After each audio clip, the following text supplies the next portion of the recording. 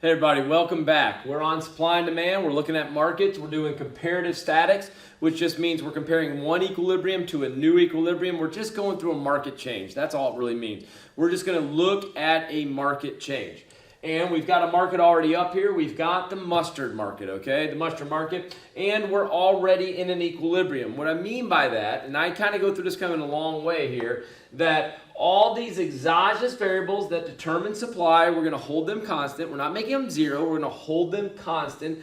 And then all of these right here, all these exogenous variables or determinants of demand, we're going to hold all of those constant. And so we've got our instance of supply and our instance of demand. And with these all being constant, the market will find its equilibrium, okay? If it's not there, if we got a price anywhere else but right there, we're going to get either surpluses or shortages, which is going to push us to the market equilibrium. So we get to this equilibrium, and once we get to that equilibrium point, there is nothing that's going to cause us to move from that equilibrium point that is endogenous to the graph. I mean, as in P and Q.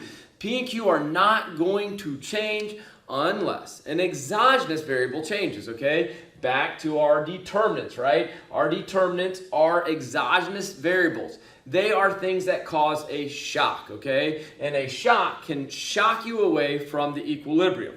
So you can kind of see them. Hopefully you can kind of make those out. I've actually written all of them up here, but we're not going to go through each one because we've got videos for that. Now let's say that here's what happens with the mustard market. I'm not sure if everybody knows this, but mustard, the classic French's mustard, 0 calories. And let's just say that not many people knew that, okay? And now all of a sudden, everybody knows mustard, 0 calories. That's right, the great flavor of classic yellow mustard, but no calories. And let's say that knowledge gets widespread, and it used to not be widespread. Okay, so what's going to change? A determinant of demand, okay? Which one? Our taste and preference for mustard. You're going to see all of a sudden people are going to buy more mustard now that they know, wait, I can eat mustard completely guilt-free? Heck yeah, you can. No calories. So our taste and preference for mustard increases. If that's the case, what is the demand curve going to do? I'm going to put a little sub-zero for that original demand curve. It is going to shift to the right.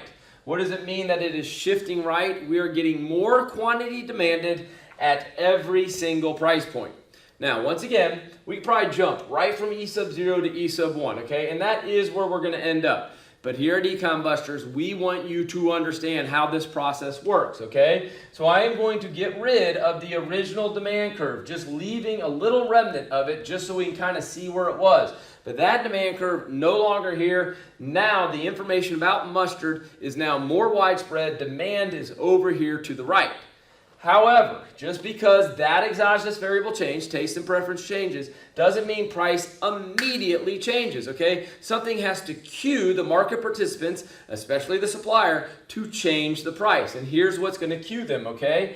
At the original price, that horizontal distance right there, what curve am I hitting? Not demand, because demand's gone. I'm hitting the supply curves. That's the quantity supplied at the original price.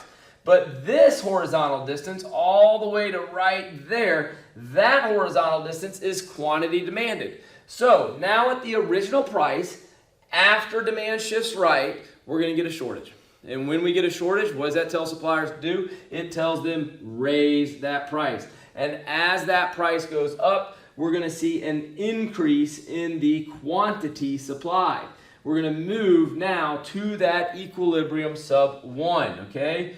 Q sub 1, P sub 1. We're now at a new, let me get that dot right there, a new equilibrium position. Remember, comparative statics, comparing one equilibrium to another. And we just don't want to compare them, we want to be able to explain why it happened, or at least what happened in the market. So let's go to our qualitative explanation for what happened here, okay? We start with the curves, okay? And I like to start with the curves. Why? It's a technical thing, but I really do think it's important. Why start with the curves? Because what happens in reality is exogenous variables change, causing curves to shift, then causing variables to change, okay?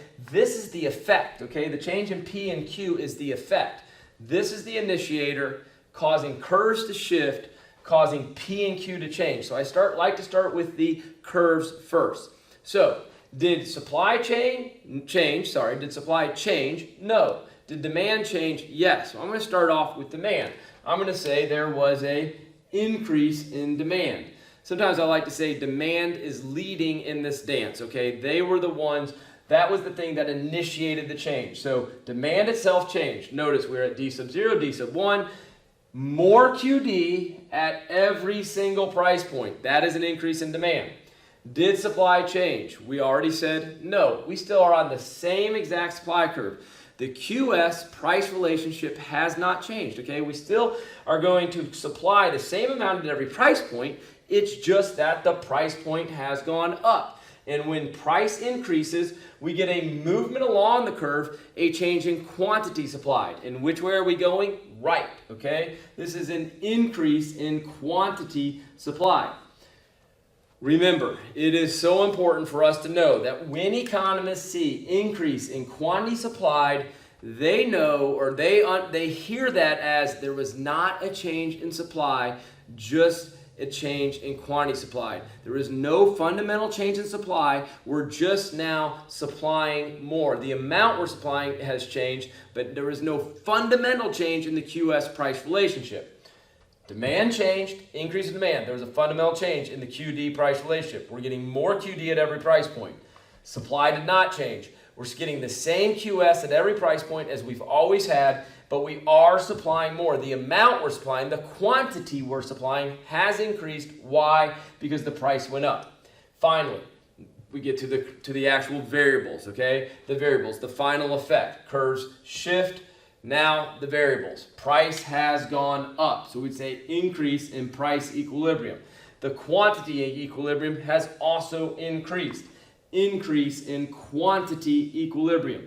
These are the variables. These are the functions. That's what you need to be able to state when it comes to your graphs, okay? That's the qualitative explanation. And that is a full qualitative explanation. Hope that made sense to you, and we'll see you in the next video.